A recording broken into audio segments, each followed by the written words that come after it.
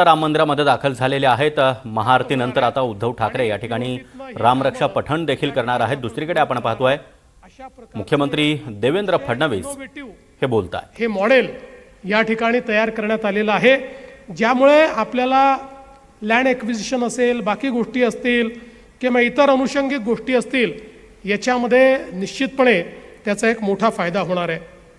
पुणे शिरूर मार्ग आत्ताच आपल्याला सांगितलं, जवळपास 7,515 कोटी रुपये, 53.4 किलोमीटरची लांबी, यातलं 35 किलोमीटर चौपदरी उन्नत आणि त्याखाली 4 पदरी जमिनीला समांतर मार्ग, म्हणजे एलिव्हेटेड मार्गही आहे आणि खाली जी काही गावं येतात, वस्त्या येतात, शहरं येतात, त्यांना जोडण्याकरता खालूनही मार्ग आहे।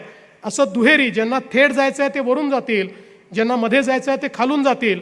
आणि याच्या व्यतिरिक्त आपल्याला आवश्यकता पडली, कुठे वस्ती वाढली, तर आपल्याला मग तशा प्रकारचे त्याही ठिकाणी काही आर्म्स देता येतील, ज्यातनं आपल्या जी काही रहदारी आहे त्या रहदारीला आणि नागरिकांना त्या ठिकाणी उतरता येईल। आणि मगाशी ज्याचा उल्लेख झाला की या सगळ्या प्लॅनिंगच्या वेळी माननीय अजितदादा पवार हे प्रकर्षाने उपस्थित असल्यामुळे त्याचवेळी आम्ही प्लॅनिंग करत असताना भविष्याचा वेध घेत या सगळ्या रस्त्यांवर पुढच्या काळामध्ये आपल्याला मेट्रो न्यायची आहे। आणि जर आज हे पूल बांधून टाकले, आज जर आपण हे त्या ठिकाणी एलिव्हेटेड रोड बांधून टाकले, तर उद्या मेट्रो नेताना आपल्याला अडचण होईल, याचा विचार करत ॲडव्हान्समध्ये मेट्रोचं प्लॅनिंग केलं। आणि म्हणून आता या रस्त्यांवर एलिव्हेटेड रोडसोबत त्याच्यावर मेट्रो अशा पद्धतीचं ॲडव्हान्स प्लॅनिंग होणार आहे। म्हणजे मेट्रो येईल तेव्हा येईल, कदाचित त्याला थोडा वेळ लागेल, आम्ही अजून 6 महिन्यांनी त्याला मान्यता देऊ, पण त्याच्याकरता संपूर्ण व्यवस्था त्या ठिकाणी असेल। आणि 40% या एका डिझाईनमुळे मेट्रोचा खर्च आपल्याला किमान त्या ठिकाणी कमी करता येईल, अशा पद्धतीची व्यवस्था या रस्त्याच्या माध्यमातून आपण निश्चितपणे केलेली आहे। आणि म्हणून मला असं वाटतं, खरं म्हणजे पहिल्यांदा हा प्रयोग नागपूरला झाला। खरं तर नितीनजी, हा प्रयोग त्याच्या आधी जर लक्षात आला असता तर 2015 साली जे आम्ही मुंबईमध्ये मेट्रोचे वेस्टर्न एक्सप्रेसवेवर जे कॉरिडॉर तयार केले, त्या ठिकाणी जर हे डिझाईन आम्हाला मिळालं असतं तर आज वेस्टर्न एक्सप्रेसवे पूर्णपणे डिकंजेस्ट झाला असता। पण दुर्दैवाने ते डिझाईन नंतर आलं। पण आता मात्र हे आपण तयार केलेलं जे डिझाईन आहे हे संपूर्ण भारताने स्वीकारलेलं आहे आणि यामुळे खूप मोठ्या प्रमाणात पैशाची बचत होते, जागेची बचत होते आणि त्यातनं लोकांना चांगल्या पद्धतीने जो काही फायदा आहे तो होतो आहे। तळेगाव चाकण शिक्रापूर मार्ग 3,923 कोटी रुपये, ज्याच्यामध्ये 53.20 किलोमीटरची ही लांबी आहे आणि या जमिनीला समांतर आहे आणि 26 किलोमीटर याच्यामध्येही उन्नत मार्ग आपण तयार केलेला आहे। याच्यामध्येही जवळपास 300 कोटी रुपयाचं अपफ्रंट प्रीमियम हे आपल्या महाराष्ट्र सरकारला त्या ठिकाणी प्राप्त झालेलं आहे। त्यामुळे मला असं वाटतं की एक अतिशय इनोव्हेटिव्ह, मला असं वाटतं महाराष्ट्रातच नाही संपूर्ण देशामध्ये नितीनजींच्या नेतृत्वात खूप वेगवेगळ्या प्रकारचे ज्याला म्हणतो प्रोजेक्ट्स तयार झाले, त्याचे डिझाईन तयार झाले आणि त्याचे फायनान्सिंग पॅटर्न्स तयार झाले।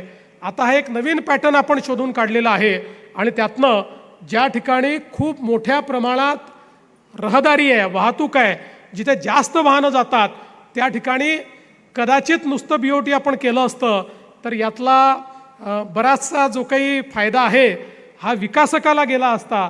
तो फायदा राज्य सरकारकडे कसा घ्यायचा ह्याचाही फायदा आपण या माध्यमातून केलेला आहे।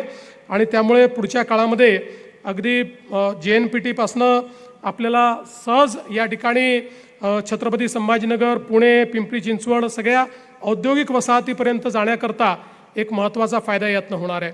हडपसर ते यवत हा जो मार्ग आहे हाही जवळपास 5,262 कोटी रुपयाचा आहे।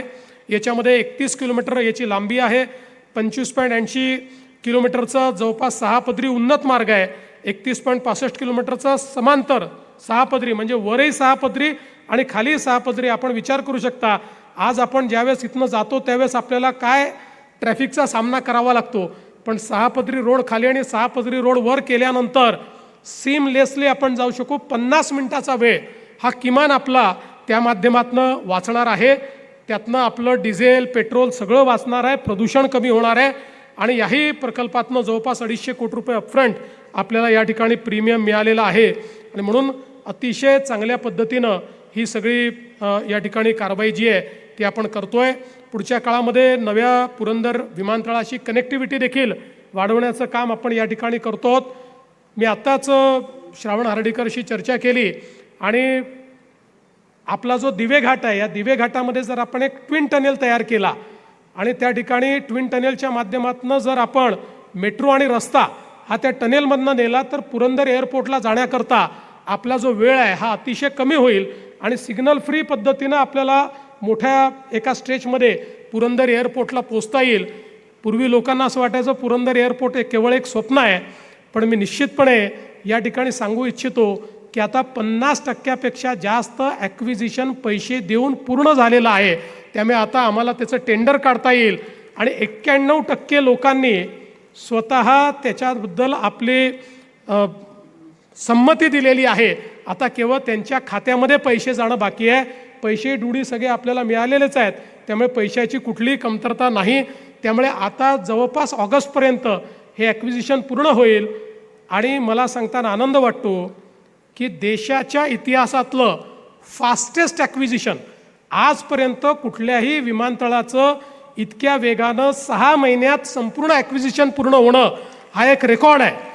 त्यामुळे मला असं वाटतं की निश्चित जिल्हा प्रशासन त्यानंतर MIDC असेल, वेगवेगळे आपले जे काही सगळे या ठिकाणी अधिकारी असतील, सगळ्यांचं मी अतिशय मनापासून अभिनंदन करतो की इतक्या फास्ट आपण हे केलेलं आहे आणि आमचा प्रयत्न असेल की यावर्षीच याचं सगळं टेंडर प्रक्रिया पूर्ण होऊन याचं काम सुरू व्हावं आणि जोपर्यंत हा एअरपोर्ट तयार होईल तोपर्यंत मेट्रो आणि रस्ता डेडिकेटेड या ठिकाणी पोचला पाहिजे आणि त्या दृष्टीने मला विश्वास आहे की पुढच्या काळामध्ये हे काम देखील आपण हातामध्ये